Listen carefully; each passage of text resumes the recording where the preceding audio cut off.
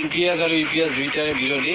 আমি অপিএছ ব্যৱস্থাত বিশ্বাসী আৰু ইয়াত উল্লেখ কৰিছে যে কোনোবা কানি নতুন কৰ্মচাৰীয়ে এনপিএছ ভাল পাইছে, কোনে ভাল পাইছে বেয়া পাইছে সেই সন্দৰ্ভত আমি অৱগত নহয়। কিন্তু সদৌ অসম কৰ্মচাৰী পৰিষদৰ বিগত সাধাৰণ সভা বা বিগত অধিৱেশনসমূহত প্ৰথমটো সিদ্ধান্ত, প্ৰথমটো দাবী চনদৰ প্ৰথম প্ৰস্তাৱ যে এনপিএছ ব্যৱস্থা বাতিল হ'ব লাগে আৰু অপিএছ ব্যৱস্থা প্ৰৱৰ্তন হ'ব লাগে।